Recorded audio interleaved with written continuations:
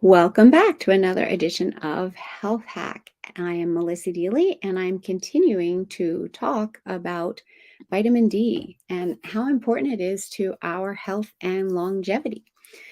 So, today I want to talk about food sources of vitamin D because I've said in the previous two episodes we're not getting enough vitamin D from the sun in order for us to get to optimal levels within what our body needs. And so, how else can you get vitamin D?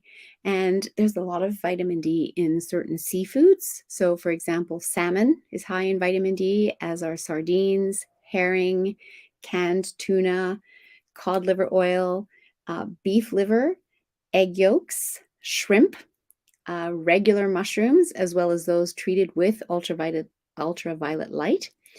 You can also get vitamin D from milk if the milk has been fortified with it. It's often in cereals and oatmeals. Again, it's been fortified with vitamin D, as well as yogurt, again, fortified, and orange juices, fortified. So, those are some sources that you can look for in order to boost your vitamin D levels, as well as, like I said in a previous episode, I just use liquid vitamin D. There's a number of sources of that. I like the liquid rather than the gel caps, only because I just drop the 5 drops underneath my tongue every morning with a little bit of avocado or a little bit of coconut oil, because it's fat soluble. So the fat in the coconut oil or the avocado helps my body to absorb that vitamin D.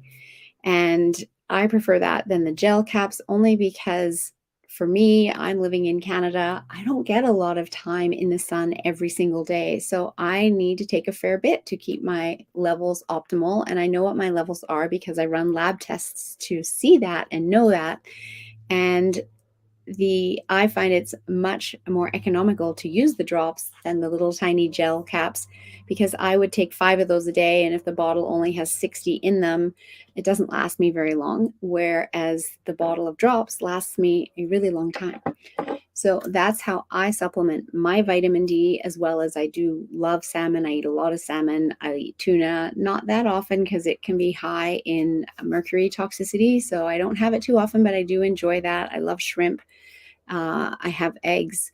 I don't tend to go for the fortified milk cereal type sources of it. I prefer to literally use vitamin D3 and make sure that my vitamin D levels are where I want them to be for my optimal health and longevity. Help boost my immune system, my brain health, my hair health, my teeth health, and avoid some of those common diseases that we're seeing in today's world of obesity, cancer, heart disease, etc., that I talked about in the last episode.